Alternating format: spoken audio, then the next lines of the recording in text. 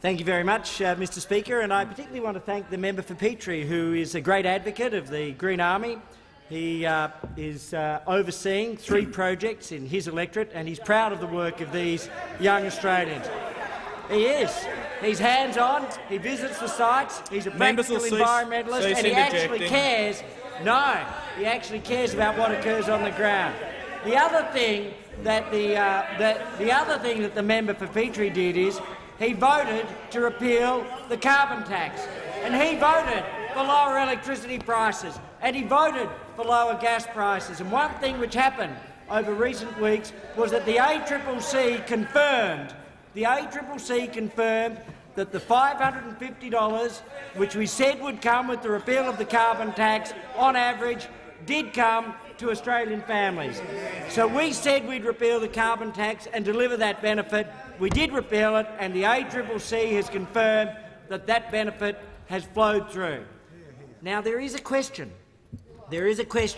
as to whether or not there are any threats to these reductions in electricity and gas and refrigerant prices. And there is a threat.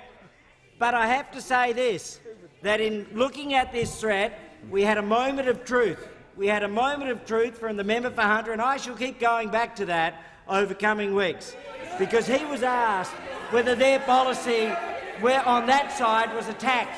What did he say? You can call it a tax. He didn't say it once or twice, but 3 times. But he also went on to say, when asked about the costs, no one knows. No one knows, they say. However, on that occasion, he may not have been entirely accurate, because we know. And what was it we saw this week? ALP's $600 billion carbon bill, and there he is! $600 billion carbon bill. There he is. The minister will refrain from using props. I will henceforth, and I thank you, Mr Speaker, for that admonition. The minister might want to hand it to one of his colleagues to be safe. I will happily hand it to and put it on the seat. Who will peruse it with great interest. Put it on the seat. And what is the cost of this threat to Australian household savings? What we see is a $600 billion cost, a $209 carbon price. We see $5,000 per family by 2030, and what else do we see? A 78% increase in wholesale electricity prices. And it's their modelling of their target on their carbon tax.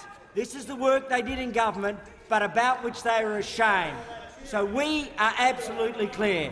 We're reducing costs, we're reducing electricity prices, and they're increasing costs, and he's increasing electricity prices.